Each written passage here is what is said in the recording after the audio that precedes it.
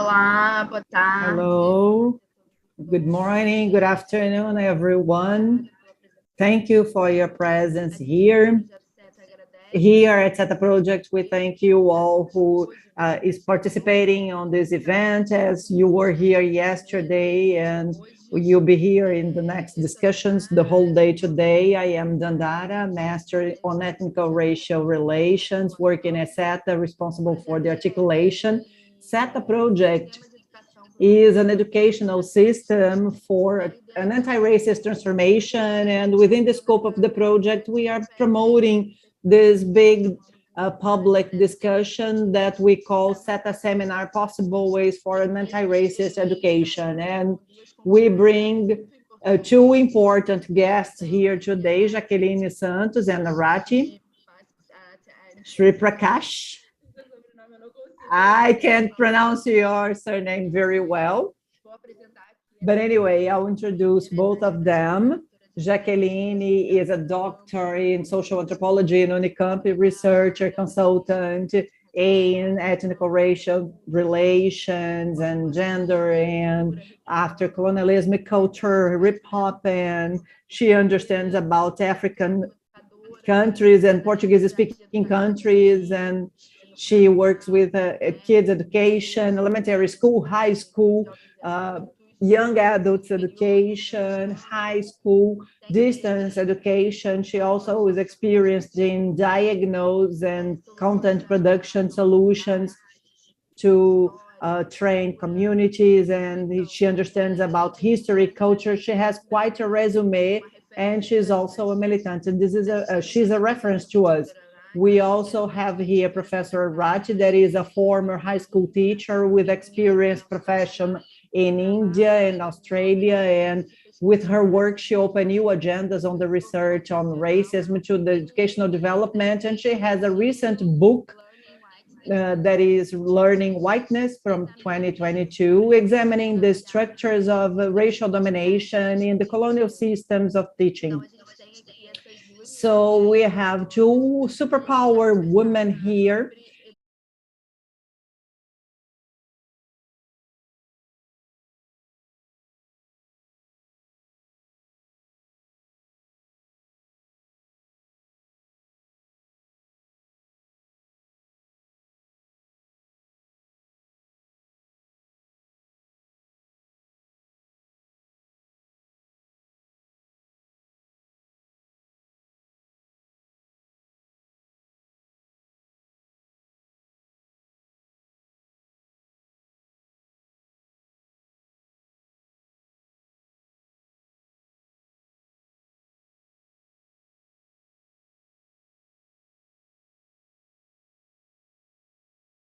This morning to dialogue on such an important topic and such an urgent topic to the Brazilian education, that is racism and educational anti-racist practice. And to answer Dandara's question, I think we have two dimensions that we need to work when we talk about anti-racist education, and both dimensions involve different spheres of investment. First of all, I will talk about these dimensions and what they are, and then I'll talk about the spheres of investment so that we can progress in them. The first dimension is the dimension of inclusion. I mean, equity in education, racial equity in education, educational inclusion. And it is regarding access and permanence and welcoming and participation of students at school. So when we look at the educational indicators in Brazil, we have a series of inequalities that refer to school dropout, and we have racial inequalities in terms of the rights of learning. For example, many of the students, we say that they leave school, but we have a series of elements, in fact, to show that they are being expelled from school. And it has to do with the conditions that racism poses to the families of the students, but it also has to do with the daily relations in the racism established in the school context. And also in terms of learning, when we look at proficiency in Portuguese and mathematics that are mandatory in the curriculum, we have inequalities regarding access to the rights of learning and the levels of awareness in boys and girls and Black and white kids. So an anti-racist education is proposed to face these inequalities and ensure that the right to learn and access to school happens to all people, considering their specificities. So when we talk about anti-racist education, we have this dimension of inclusion and access to education. The other dimension is regarding the topic, the theme, because in Brazil, we still have a very Eurocentric curriculum, not valuing, not acknowledging the contributions, the scientific and technological contributions and cultural, social contributions of non-white peoples to the development of the country. So what does it mean? It means that we have a curriculum based on the history of Europe and the white and European literature and the knowledge and the process of development that are related to Europe, as if the African history or the American history would start with the arrival of the European people, their invasion. But it's much more than that. It's as if these non-white people had no history or no knowledge or contribution to the development of the country. But when we look, for example, to our economical cycles in Brazil, when we analyze that we have the sugar cane and mining and coffee, these economical cycles were directly related to knowledges when we talk about the African population and the Afro-Brazilian population with knowledge and skills that belong to the different African peoples that came to Brazil. So a person, for example, that produces an African mask in wood with different details, connecting like rings without breaking the wood, they wouldn't do, for example, a sugarcane mill or a working tool with wood. So we have a curriculum that makes these people as objects, as things, if they are slaves and they were not in the conditions of non-slaves and don't value their contribution to the development of the country. We are what we are due to the knowledges and due to the cultures and the cultural matrices and the scientific and technological knowledges of African peoples and indigenous peoples. So an anti-racist education is there to value the diversity that is forming our society and comprises our society. And for us to have an anti-racist education in these spheres, we need some changes that passes through many spheres of the educational policies, with the strengthening the legal frameworks guiding the anti-racist education and anti-racist behaviors, and teaching Afro-Brazilian culture and indigenous school and Quilombola schools, and teaching all this culture as well. And now I'm talking about the spheres, and the spheres have a legal strengthening, that is the managers of public policy, like the Ministry of Education and the Secretariat, taking these legal frameworks and incorporating them in their curriculum guidelines and incorporating in their educational plans.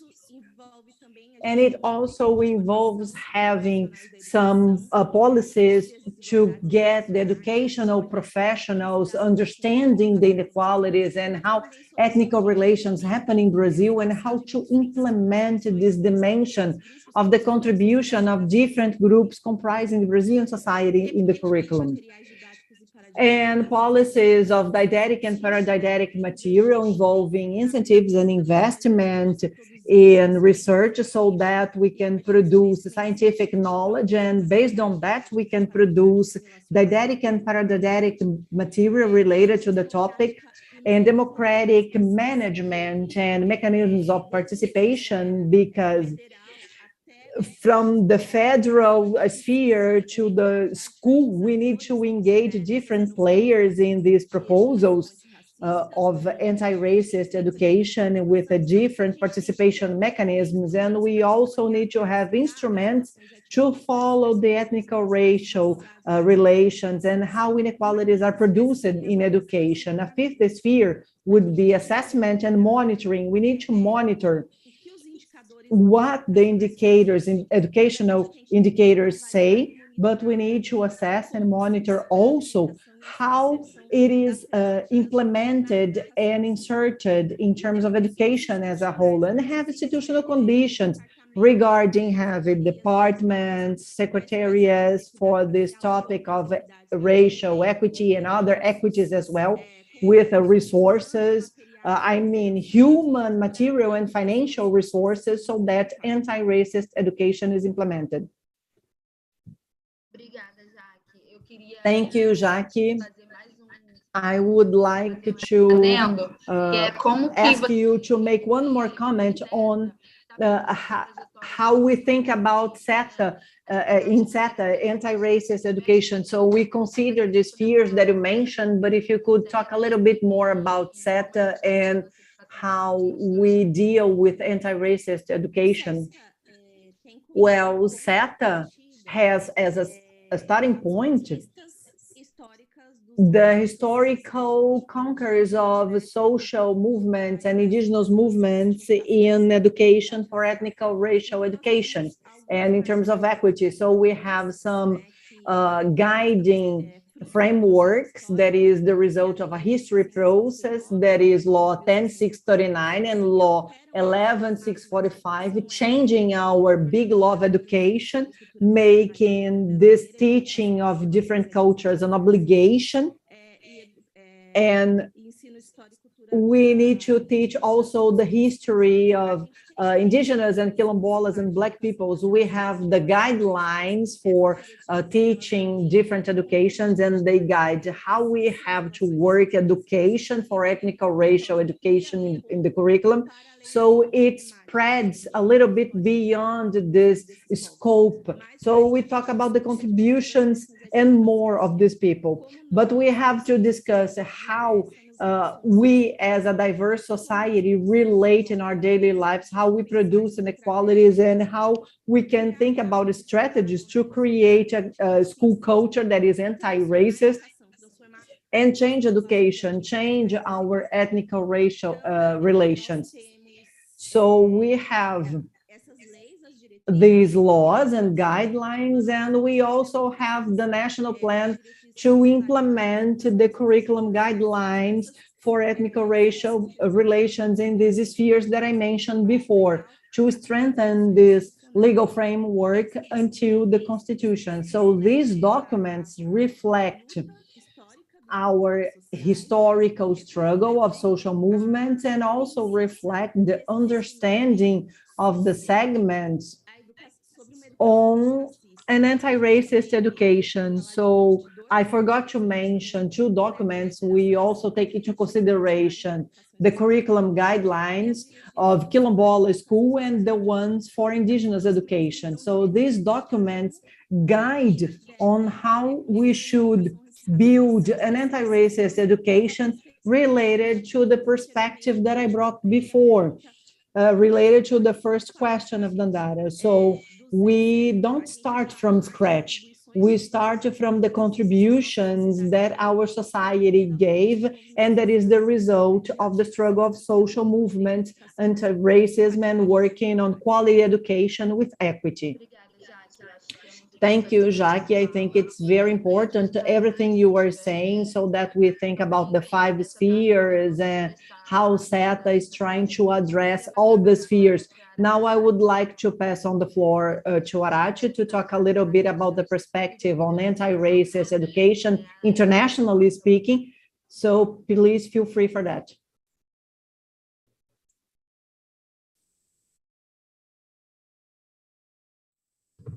Thank you so much, everybody. It's so fantastic to be here, to see you all. And thank you so much, Jaqueline, for that fantastic introduction to thinking about anti-racist education.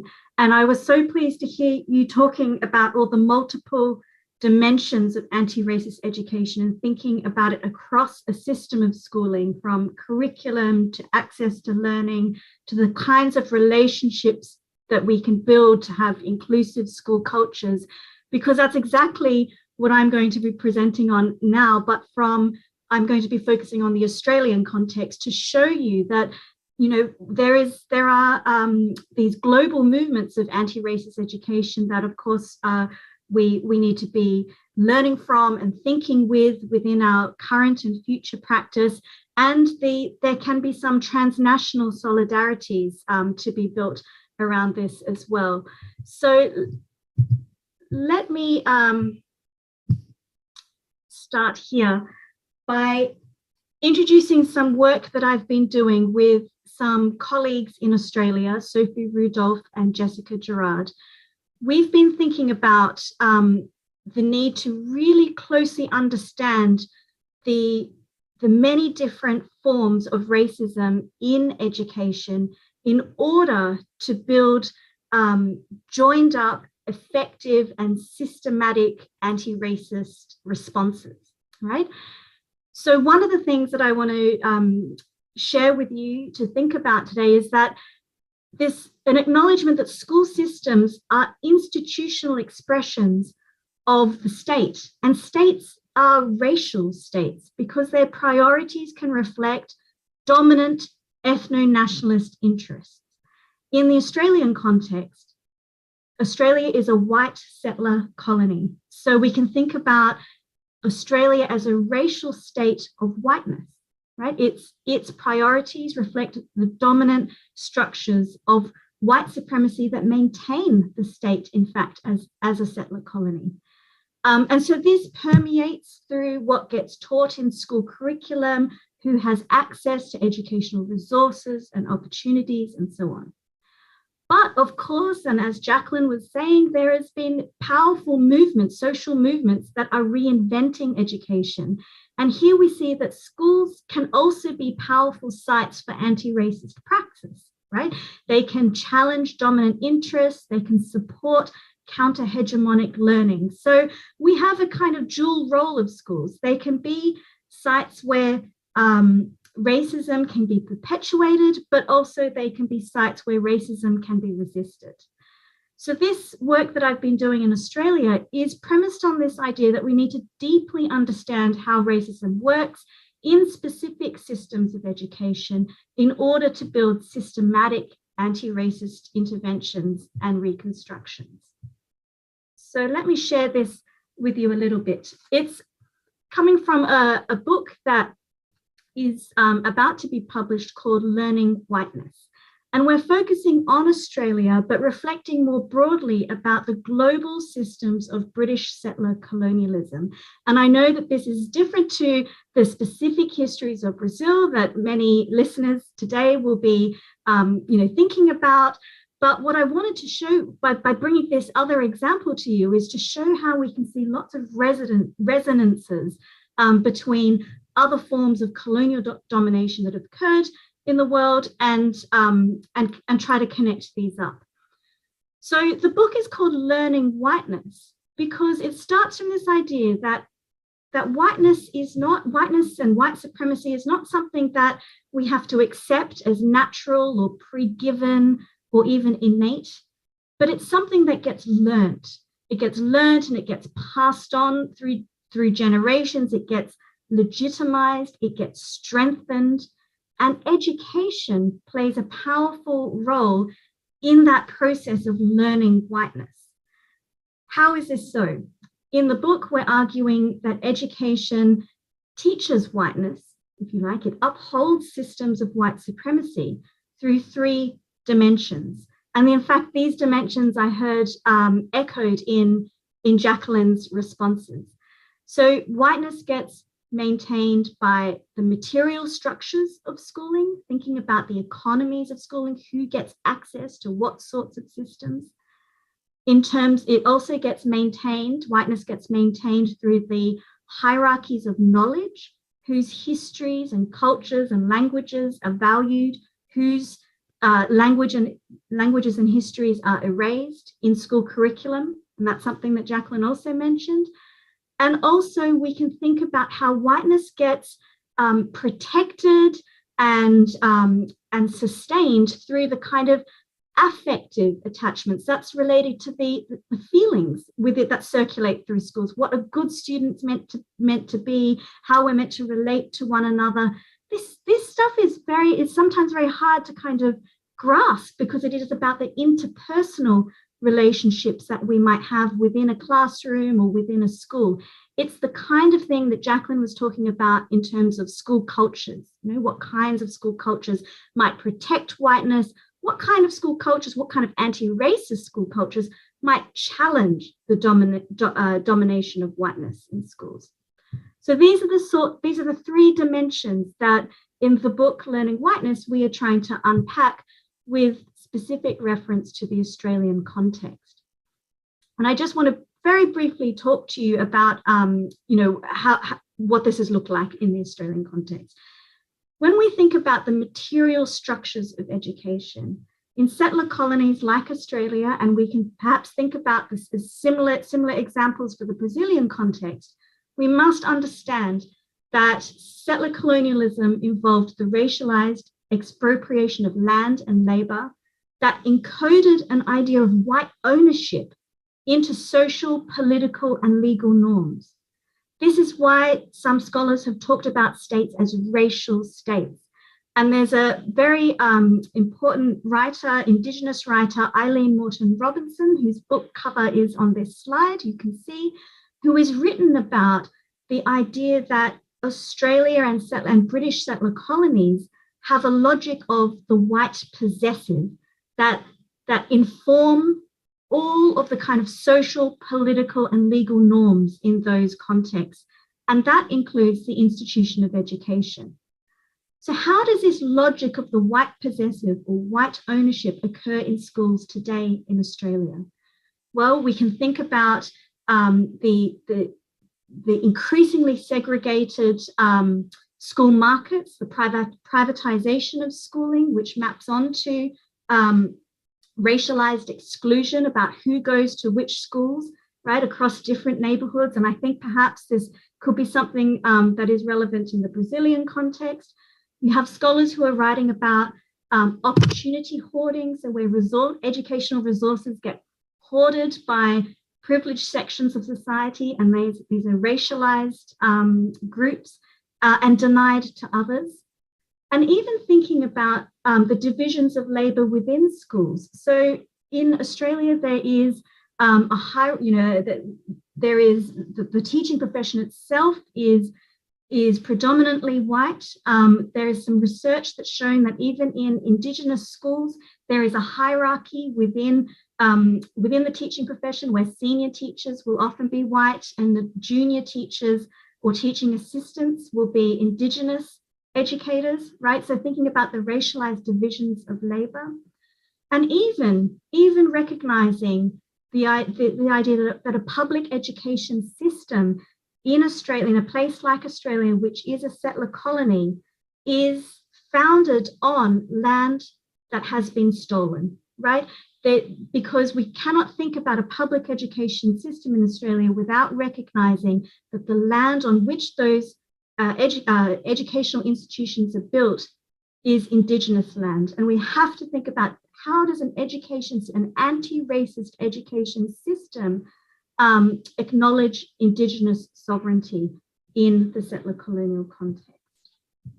So the second example I just talk about briefly is about knowledge hierarchies, the ways in which whiteness is maintained through a curriculum.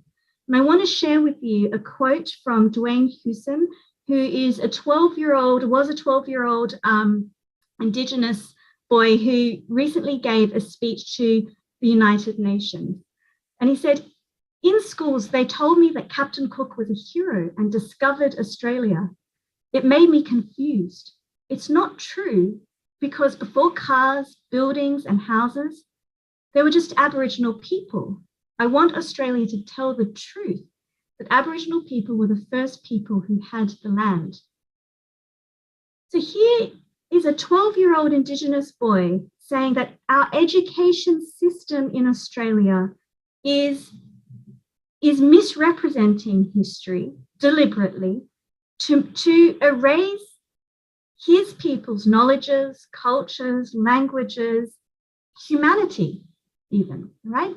So an anti-racist education, as Jaqueline said, needs to absolutely tackle the curriculum and to think about what sorts of relationship to the nation is an education system providing, because an anti-racist education system cannot uphold these ideas of whiteness and white supremacy that Dwayne Hewson is saying is being perpetuated in the current system of education in Australia, okay? Because he's saying we need to tell the truth.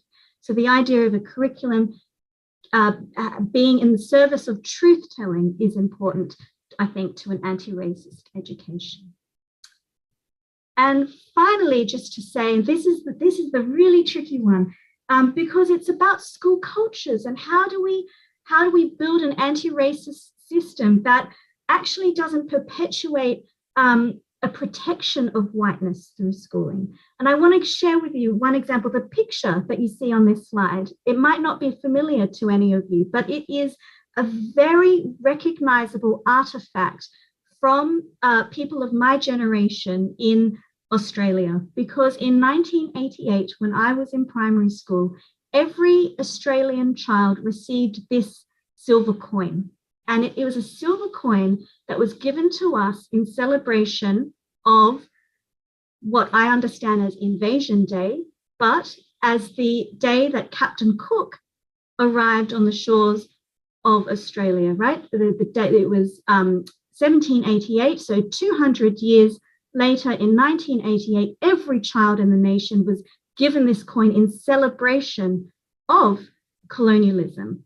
Now, there is an affective attachment that is created through schooling to this idea of the state, right? That we need to feel pride of the nation. But what happens when that pride erases the histories of violence and, in fact, frontier war that occurred at invasion?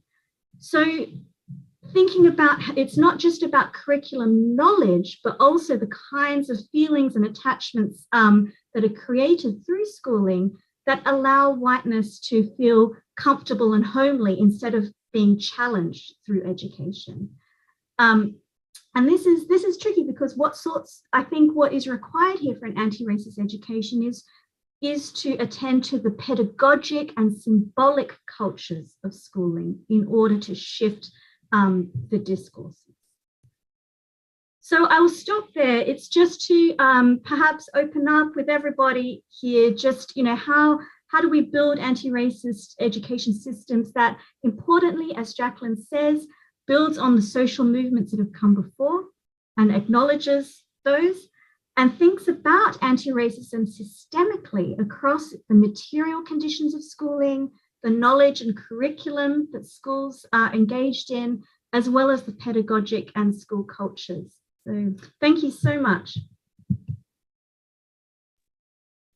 Muito obrigada, Arathi, pela sua apresentação. Thank you, Arathi, for your presentation. We were able to see many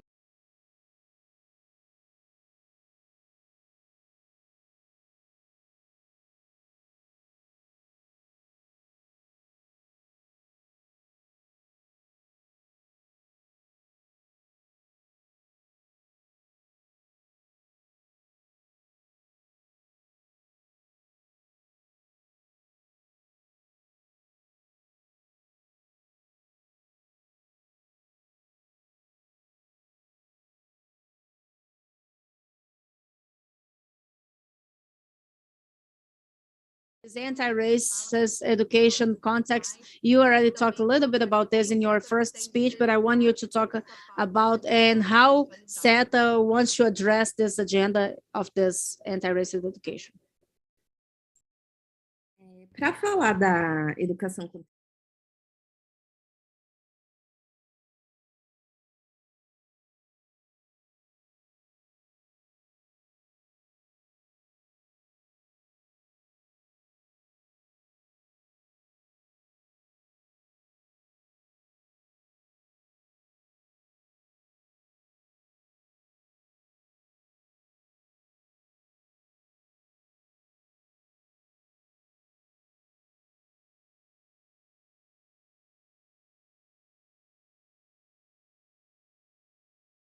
in education. When she talks about indigenous school education, she says that we cannot talk about a single school. It has to be adequate to cultural and linguistics regional particularities of each ethnicity. With the national system, would be able to understand that there are other possible policies and other realities. The national is plural, and this plurality is what will make us have full citizenship as we want. This is a quote of an indigenous woman working on anti-racist education. Now I'll quote a Quilombola one, Giovânia Maria da Silva, from the National Coordination of Quilombola Articulation, CONAQ, that is even part of the construction of SETA. It's one of the organization of the network. She's a Quilombola educator. And she'll be here with us today in the gender discussion table. Yes, she is in the territory of Pernambuco, and she's co-founder of CONAQ, that is the National Secretary of Articulation of Black and Rural Communities. And she articulates a national collective of Quilombola school education. And she's also a doctor in sociology. She studied sociology and Quilombola education in this sense. So she says, Brazil accounts on 2,450 Quilombola schools divided in every region of the country.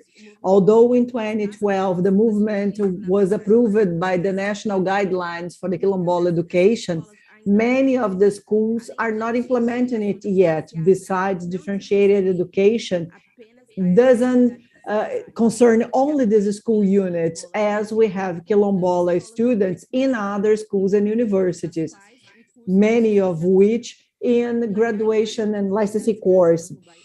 The number of Quilombola units in the country is much higher than the specific schools.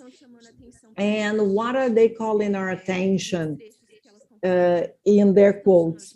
They are calling our attention to the fact that a national education is a plural education.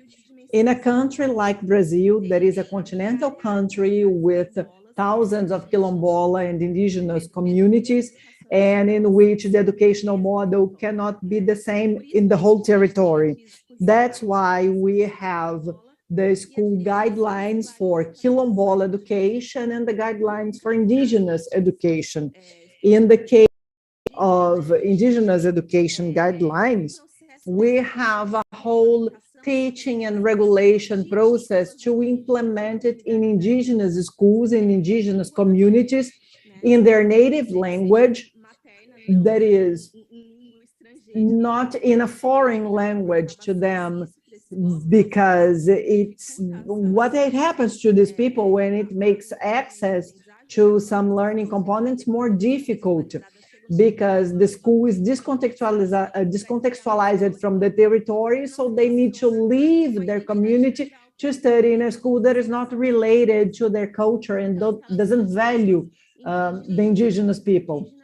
So they are talking about indigenous school in indigenous territories in a contextualized way. And what does it mean? For example, we are talking about a component of biology in the curriculum. Today, many cosmetic industries in Brazil invest strongly in research in the Brazilian Amazon due to the knowledges about the body and the skin that the indigenous people have. And this knowledge is applied in the daily lives of their people. They are learning and developing science in their day-by-day life with the knowledge that they have, for example, about the plants, the waters, and so on. So this contextualized teaching has to value these local knowledges and not only associating biology as a scientific area to the socially built knowledge in the school. So the contextualized teaching is that. And in the case of Quilombola schools, there's another point, because the guidelines are not only about to the Quilombola schools, it is also about the schools that are not Quilombolas, but attending Quilombola students. So these schools need to have a contextualized teaching. And what is that? Many Quilombola schools present, like, for example, biology again, as we mentioned that before. So in many Quilombola schools, we have the healers establishing the cure based on medicine plants. So once again, you value this local knowledge. They have astronomy knowledge, for example.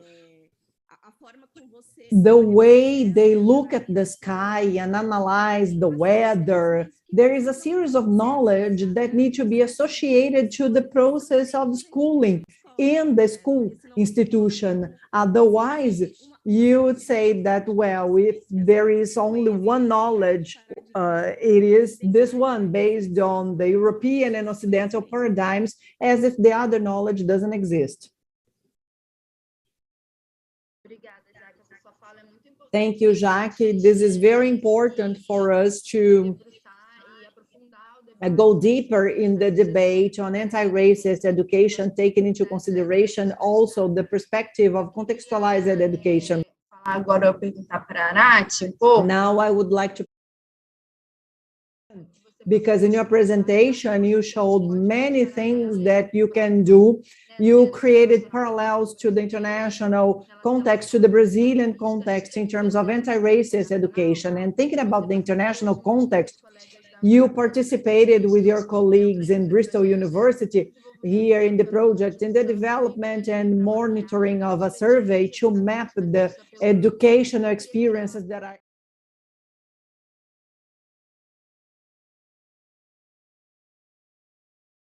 initiative, what learnings and challenges. I would like you to talk about this mapping. Thank you, Dandara. Yes, so to give some context to the mapping that we did, it was with colleagues at Bristol University and ActionAid. We sent out a survey to organizations of teachers and students and education union organizations around the world to say what kinds of anti-racist action and initiatives are taking place. And this is, I know I've repeated this, but I think it's really important to emphasize is that the reason why we wanted to do this mapping is to build on the work, to recognize and build on the work that is already being done, rather than think that we have to reinvent something that is new. Actually, I think the kind of the deep learning that needs to take place by doing case studies around what has worked already in the past and where people are reconstructing schools in very radical ways is something that we hope to continue to do through the project. But for now, what we have done is identify that there is actually so much work happening at the level of teacher-based networks, at the level of student coalitions. Sometimes these are getting, in different parts of the world, sometimes these are getting recognition from civil society organizations or even local or regional government. But it seems that a lot of the work that we're finding is happening in really from a grassroots, at a grassroots level, which is in some ways not surprising. But what we are hoping through our continued work is to try to connect up these initiatives and facilitate connections of solidarity and learning so that we can understand that anti-racist work in education doesn't happen in isolation, but actually there is a kind of global movement that needs to occur, especially if we're going to do the kind of radical rethinking around knowledge structures that Jaqueline has pointed us to. That, you know, how do we fundamentally change the idea of what knowledge is valued in schools and thinking away from the Eurocentric models of science and modernity and this sort of thing. So I think this is just the very beginning of what I hope will be a longer project of trying to create some connections and collaborations with grassroots movements in anti-racist education.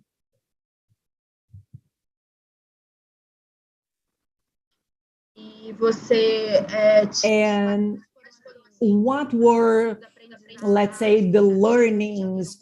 Could you think about how to analyze the challenges? If you can talk about it a little bit. Actually, Dandara, I think it's too soon for me to give you a kind of summary of findings. I think we're still at this very early stages of trying to even find out who is doing what kind of work. But I think if I'm thinking of the sorts of initiatives that are happening, I think one of the things that we're seeing is that because these are grassroots movements, so there is always going to be a challenge of sustainability, of resourcing, and of recognition, right? So how do we think about anti-racist education as a kind of as education, right?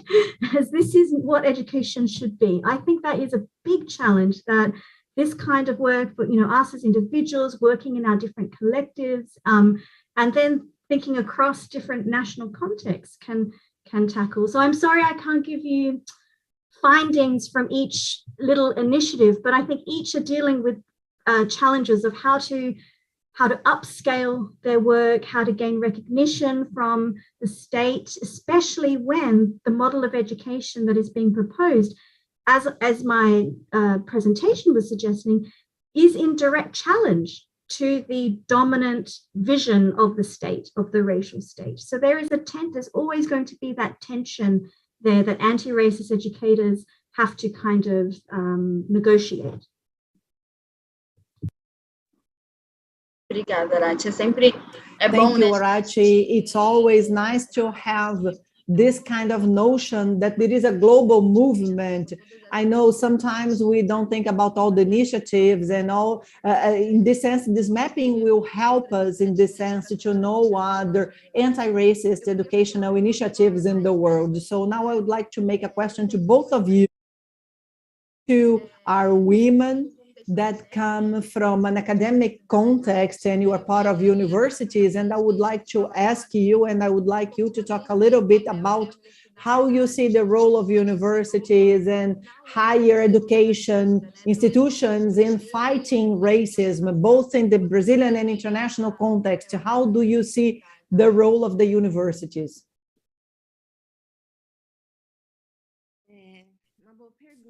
Well, it's a good question, Dandara, because we have a challenge regarding all that today, but I think that I would like to mention the example of institutions that should be taken as a reference because they faced many challenges.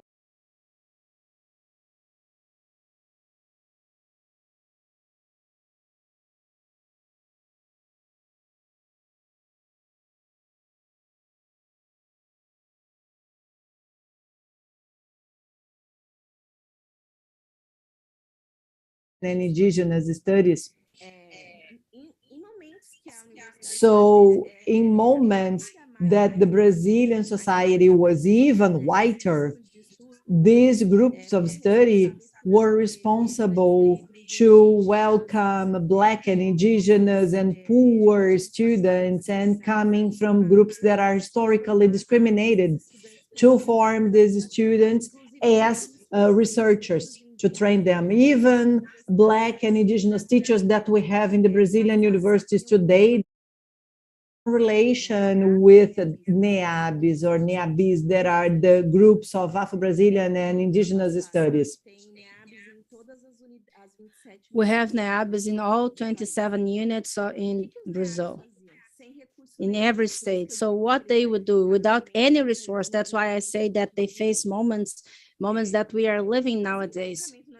They would go to university and to find their spaces to exist in this inside this university, to have the meeting spaces, the spaces to organize themselves, to have this study.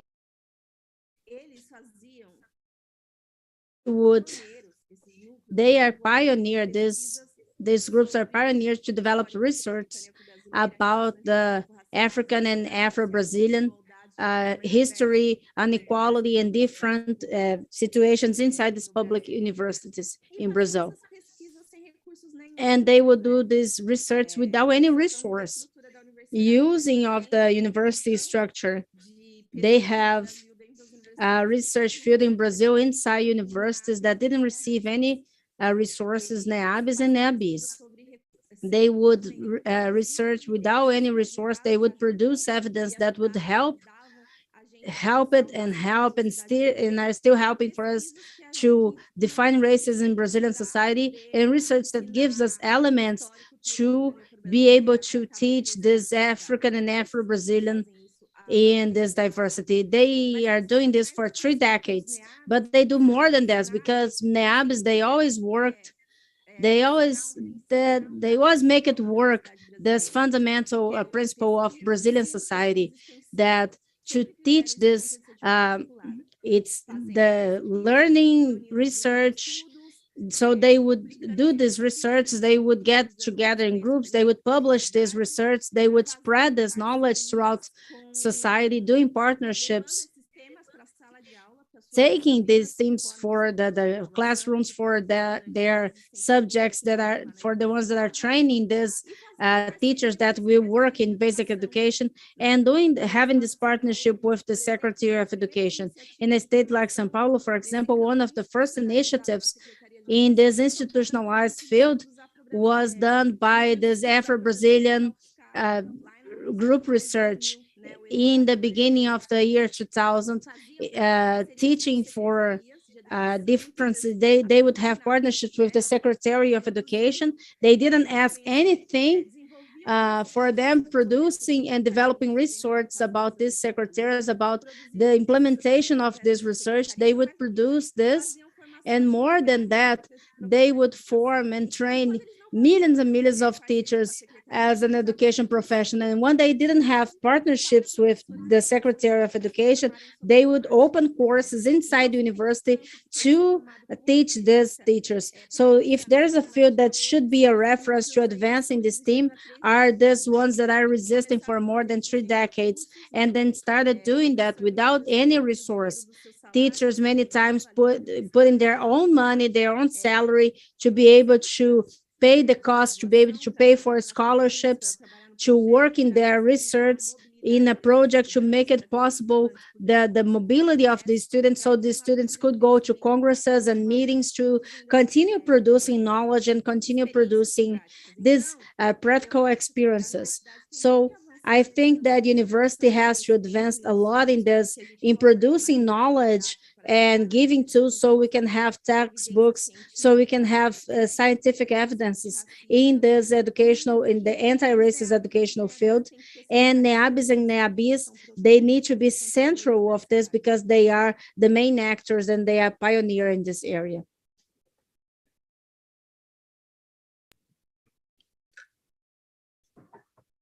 Thanks, Sundar. This is such an important question. And, you know, I'm speaking from the University, in some ways is like, we can think of it as a symbolic center of empire. If you have a look at the picture in my background, these buildings of the university were literally built through the extraction of wealth through the exploitation and dehumanization around the world. So the building itself of the University of Bristol occurred through money that was gained through the transatlantic trade of humans, right? So this is, Bristol has blood on its history. And I think that there is a reckoning with that within the institution and across different institutions in the UK.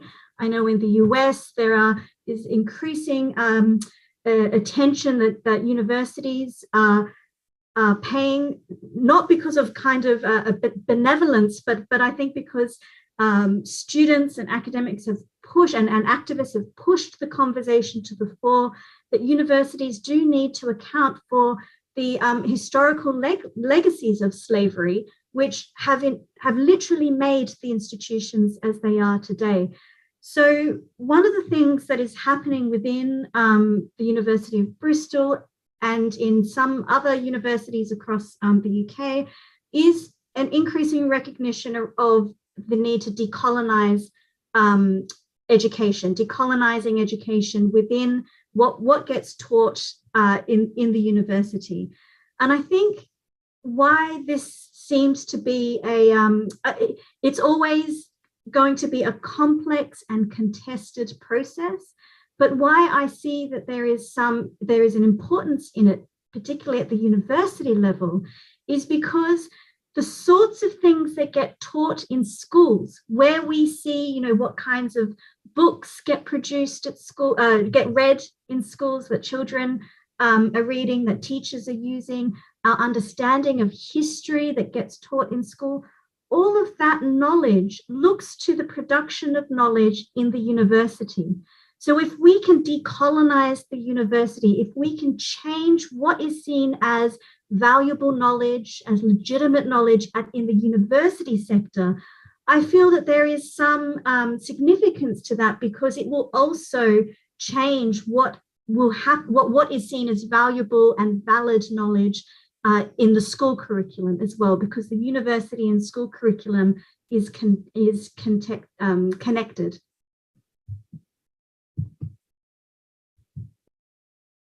Obrigada, Jaque, Arathi, pelas respostas. Muito obrigada, Jaque, pelas suas.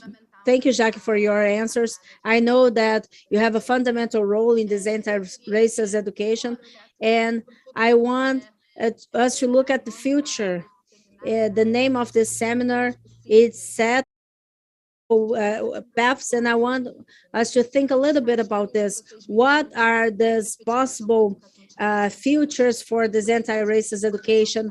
How do you think that we can advance in this theme in the Brazilian context and the international context? I want us to think positively, if it's possible, and in this future, how we can advance. And maybe as SETA, it's being part of this movement in trying to advance in this agenda. Well, as I said before, here in SETA, we are grouping a number of educations that work in this anti-racist education to education with quality and equity for all. We are starting for this historical part, and we cannot advance if we think that we are starting from scratch, because today we completed 18 years of all these legal landmarks that I talked about. The oldest one is the law 10639. And before this law, we have the entire historical process. And after this law, we have this concern and how it would be implemented, trying to elaborate these guidelines and try to elaborate these evaluations. And why I'm talking about this, for example, those things that we're talking about to strengthen this legal landmark, to get this, to produce these textbooks, to manage this, and monitor and evaluate this constitutional conditions is part of a document from 2009 that is a national plan to implement these guidelines of those ethnic racial relations. And this document, it's the result of a process of a 5-year process evaluation to implement the legislation from 2003 that 10639. And this process to evaluate this legislation, it went around the country, and we have participations of civil society organizations, activists, militants, researchers of this type of groups that I was talking before, in people from different sectors.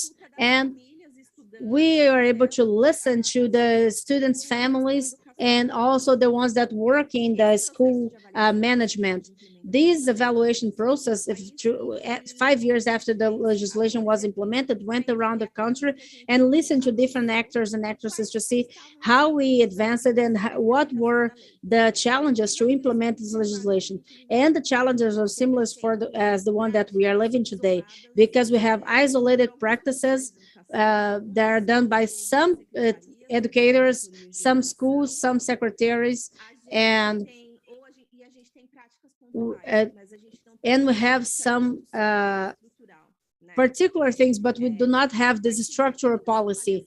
And from all this evaluation, from the debate, the society that was done, that we have the 6 dimensions. And I think that for us to advance in this anti-racist education, we need to better implement this national plan, because this shows us ways to do it. It's divided by different institutional spheres. We have the federal government, the Ministry of Education, the state secretaries of education, the municipal secretaries of education. We have the teaching centers, the research centers. We have the educational councils.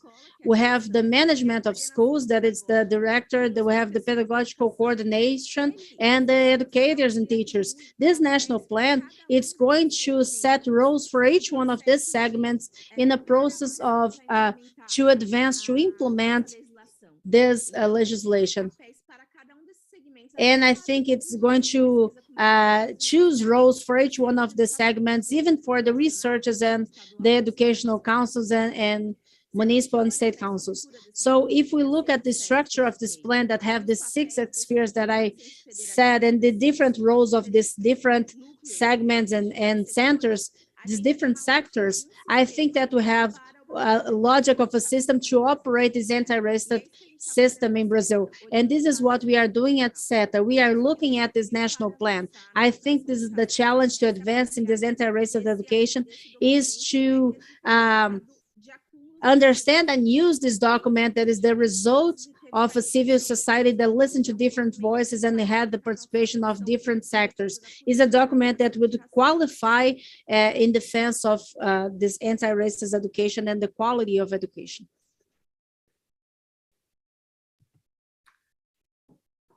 Thanks for the question, Dandara. And Jacqueline, you've given us such a fantastic, detailed and hopeful picture of all the things that are possible to build within a system. So I will reflect on Dandara's question by, I guess, thinking at a more conceptual level. And for me, the hope and the future of anti-racist education, I've been thinking about this as a form of reparation, right? If we first recognize that educational systems have been unjust, they have been harmful for many generations of children and families. If we recognize the injustice of education systems, then we can think, okay, how can we repair them? What kinds of reparation is required in order to make those future systems of education just, socially just, racially just? And this, for me, could mean many things. Thinking about the 3 dimensions that I mentioned, the material structures of schooling, what forms of redistribution of resources and wealth and opportunity need to occur to make an anti-racist education system and therefore a system that is just. If we're thinking about knowledges, how can we think about reparation of knowledge? Like what what kinds of injustices have occurred through curriculum, and then what kinds of forms of reparation can we build within our new curriculum structures for the future. So for me, this is just an idea that I'm thinking with at the moment. It's one that gives me hope to think actually the future of education doesn't have to be as it has been through history. If we can think about addressing those structural injustices through a program of reparation, then we might be able to see transformational change. So. Obrigada, eu acho que vocês... Thank you. I think you mentioned both aspects. I mean, the practices, the ways, and all about the context, the history. So I would like us to keep thinking about this progress and thinking about the future. And I would like to say that yesterday we had a very good discussion on that, and I would like to come back to this topic because there was a UN youngster from Australia talking about the problems of education and talking about the history of the population. And I would like to know from you how you see the role of the youth in terms of this progress, and how do you understand that, and how do you think is the role? Eu acho que quando a gente fala da educação básica, né, se tem segmento. When we talk about the basic education, if there is a segment that is affected, it is the segment that is making the transition from teenage time to adult time, and the students are important because they're, in the end, those entitled to education are these students, and those entitled to rights and who are violated are the students who have the right to be different, and they have that denied, they have their identity denied, are these students.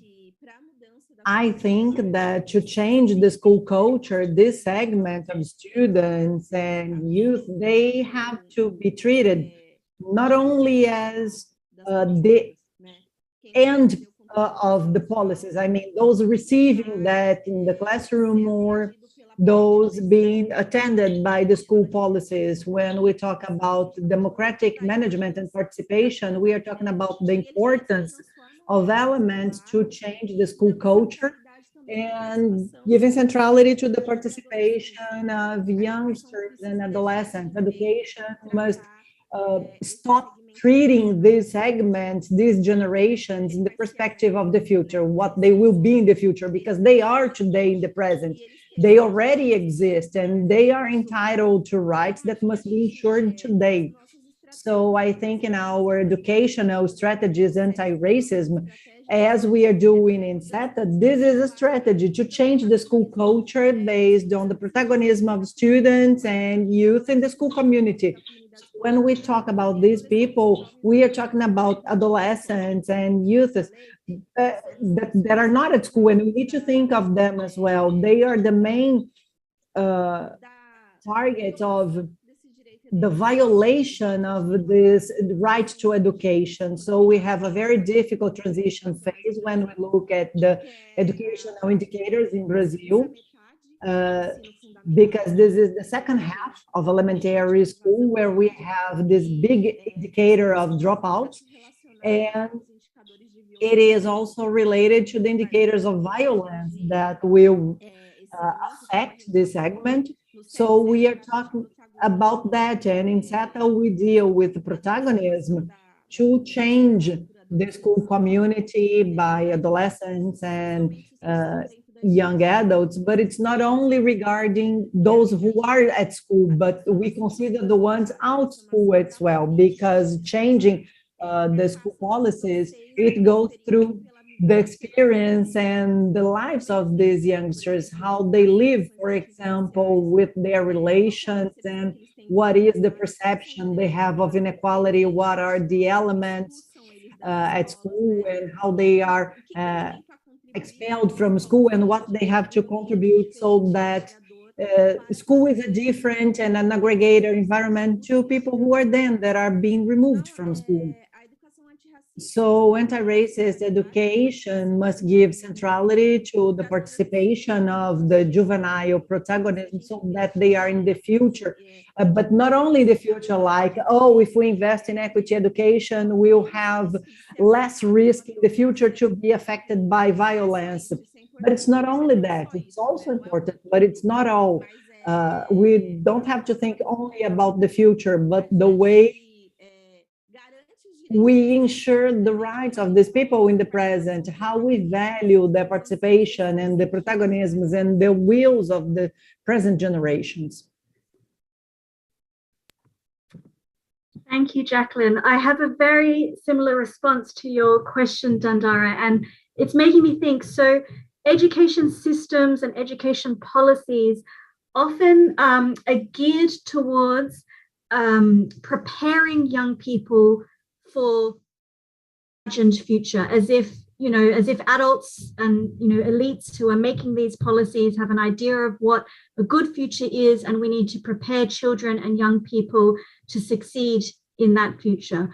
But actually, if we're listening carefully, if we're working with young people, we don't see young people as having no agency, as not being protagonists of their own lives. Actually, young people are already making the future. They are making a different kind of future. And so I think it is up to educators, policymakers, adult activists to listen to the voices and the dreams of young people today. And I just want to give you 3 concrete examples of how young people are already making a different kind of future.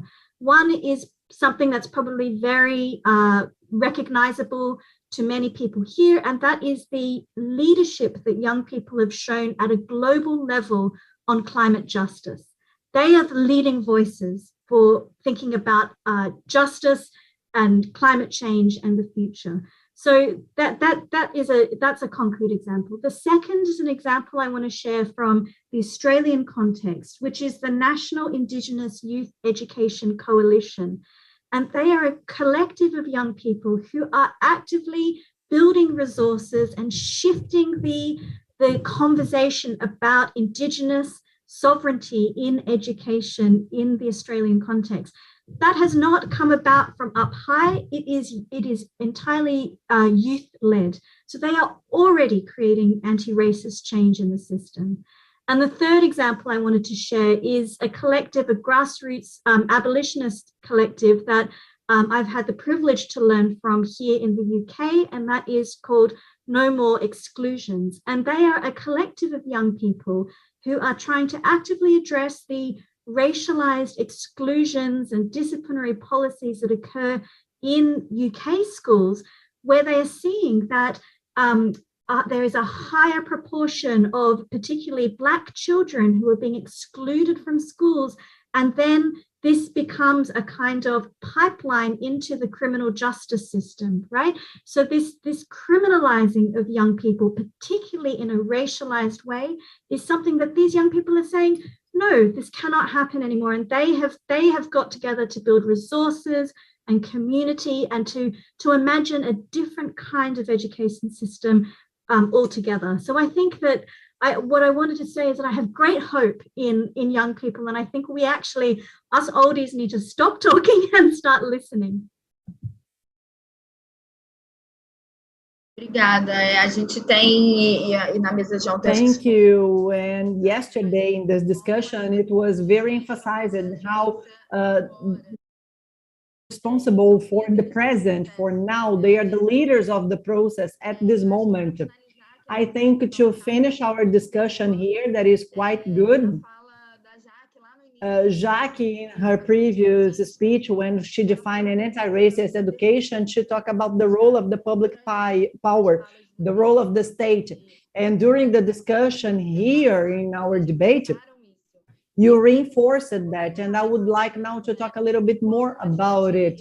I mean, how there is a limit of what we have as society institutions and what we can do, and the role of the state in this way, how important it is for us to be holding hands with this process. Eu acho que tem uma outra I think there is another point here that I deal a lot when I talk about education and people that are implementing the topic, that are in the resistance they face. For example, I once talked to an arts teacher who were working Afro-Brazilian arts in classroom, and this is a recent example. And she was working with an artist called Rubem Valentim. He's an Afro-Brazilian artist, and it was a specific school in terms of art school. And this is a very important artist in Brazil, and he sculpts, and his sculptures give a religious dimension. It's very present in his work. And he has this dimension of Afro religion. So some of his work mention instruments and things of the Orishas. So the teacher was working with this artist and the Afro-Brazilian works, specifically Rubem Valentim. So she taught about the context, where he was born, what he faced in terms of racism in arts, because he takes a very privileged position. And she explained the meaning of his work with this religious dimension. And this teacher was almost hit in classroom by a family member at school, because the mother and the father of a student went to school to complain because they said she was teaching diabolic religions to the kid, to the teenager in this case. And they were complaining to the teacher, and they would like to kill to hit the teacher. So this is some kind of religious intolerance as well. So I'm giving this example of the school, but it happened in the state as well. Some policies, some inclusion programs of diversity in the state, they suffer pressure from conservative groups so that the topics are not addressed, so that the material is not developed. And why am I talking about it? Because you mentioned the role of the civil society in the state. And I think it is a role of the civil society to create a favorable environment, to legitimate the agenda so that the state can work.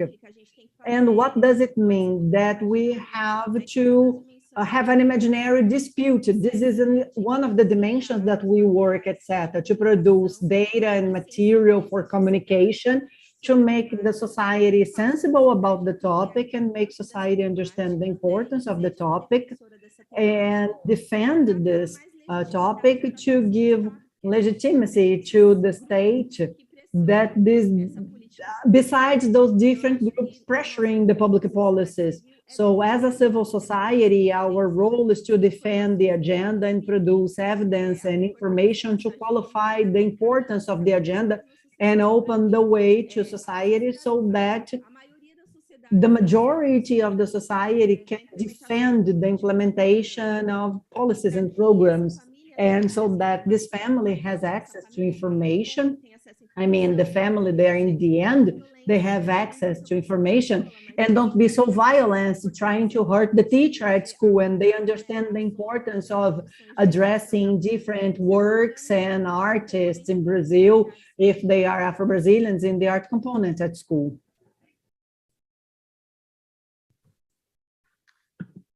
It's a very complex question, Dandara, about the role of the state, because I think when I gave my presentation, I was trying to give this sense that actually anti-racist education is challenging the dominant interests of the state, right?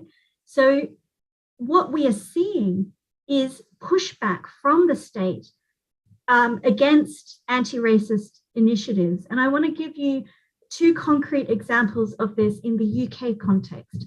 So just recently, the UK government released new guidelines to teachers to say that they shouldn't be teaching topics that were deemed political. And in this guidelines, which was seemed very confusing anyway for teachers, because obviously they need to teach history, they need to teach about politics within the classroom, but within the guidelines, Black Lives Matter becomes named as something that is potentially too political. You shouldn't subscribe to a political view within schooling. Now, of course, we know that mainstream education is political because it upholds white supremacy, right? That is a political position. To uphold racism is politics. So an anti-racist position, however, by the state is positioning that as too political in order for it to maintain its own politics. Similarly, and the second example in the UK is that last year there was a government report that denied the existence of structural racism in society and was explicitly saying that, you know, the problem in schooling has got nothing to do with racism anymore. So now we have an entire state policies in education that are ignoring the facts of structural racism in education. So I think anti-racist movements need to kind of, I think, you know, that the role of civil society organizations, as Jacqueline's saying, to defend these agendas is so important because states will be defensive of them, right? They will seek to shut them down, to curtail them. There will be pushback. There will even be, as we're seeing in the US, the banning of books and of critical race theory material in schools. And so we can see that this agenda is important, but also will always create challenges along the way. But I think that is even more reason to stay kind of engaged and involved. Obrigada, Jaque, Arathi. Thank you, Jaque, Arathi. Arathi, I would like to open the mic so you can have your final considerations. And I would like to thank you, everyone that's here online. I would like to thank you, both of you, the language sign interpreters, the English interpreters, and now I open the mic for the final considerations. Well, right now, I would like to say something that I consider to be important when I'm talking about racial equality. And nowadays, especially after the new things that happen, because we have some moments that are important and we have this strengthening the agenda, but not necessarily that this agenda will have a structural change impact. But after 2020, everything that happened in 2020 in the world, we have this new growth of the racial equity agenda. People are talking more about racial equality, and we are talking about in different areas, different funds, different institutions, and it's becoming a priority. It's gaining strength, and we have a lot of programs in this racial equality area. But I think that people need to better understand what is the racial equality. So I think that what is right is for us to use this perspective that it's a principle, a process, and a result. Because in many institutions, many researchers, many people that are talking about this racial equality, they are looking at the indicators that we have today, and they believe that to think about equality is to say, in 10 years, this inequalities will be 50% less. And they think that thinking about racial equality is to establish this goal on the long term, and they are not looking at the process. We have one sentence from Benilda. Benilda is an activist of the human rights, the Black women movements, and the anti-racist movement. And she says that if we do not look at the process, what's the process? It's the acceptance of these students at school. Are the daily relations that produce this equality? Are the approaches about those racial groups? are the approaches about diversity.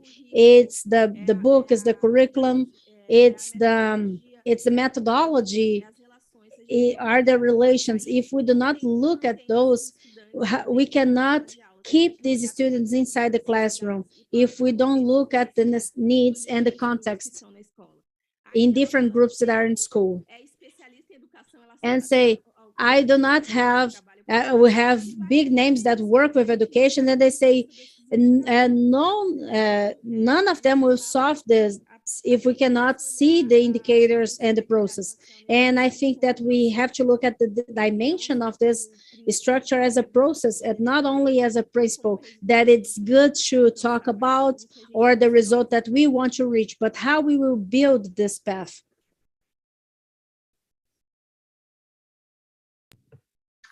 Thank you, Jacqueline. Thank you, Dandara. My closing reflection is really just about holding on to the importance of not reducing all of this work to tokenistic and isolated activities. It's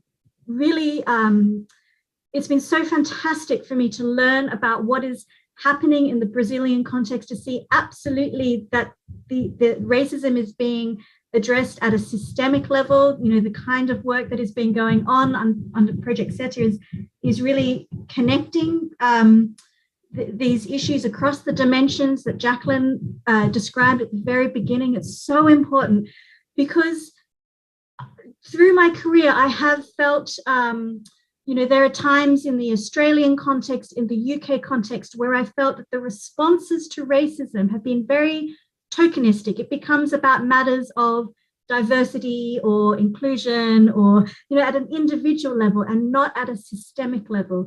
So I think my closing reflection is just to say that I'm so inspired about the work that is happening, and then I think we should, you know, really hold on hope for that and that vision of a really radical transformation in education systems around the world. So I'll just close by saying thank you so much to Project SETA, to ActionAid, to Jacqueline, to Dandara, and especially to the interpreters. My apologies, I haven't been able to speak in Portuguese language, but thank you so much for your skill today. Obrigada, queria agradecer de novo a todo mundo. Thank you. I'd like to thank you once again, everyone that is here with us. Arathi, Jacqueline, the sign languages, the English and Portuguese translators. And I have a final sentence here. I would just like to remember that inside the SETA project, we understand that anti-racist education will benefit the entire society. This is very, both of you talked about this, but we need to reinforce that will benefit everyone. I would like to remember that we have two other roundtables, one about gender and another one about inclusion. So please pay attention at SETA website so you can see when they are going to happen. And to remember that Project SETA is an innovative alliance in civil society, national, internationally. So we have ActionAid, we have the National Campaign for Right in Education, CONAQ. There's a coordinator of the Black Rural Quilombola Indigenous Communities, Geledés, Black Movement, Makira E'ta, and Uneafro Brazil. And we are doing the seminar as one of the actions of the project that it's waiting for the Kellogg Foundation for Racial Equity. I'd like to thank you, everyone that was here with us and are going to be in the next tables. Thank you.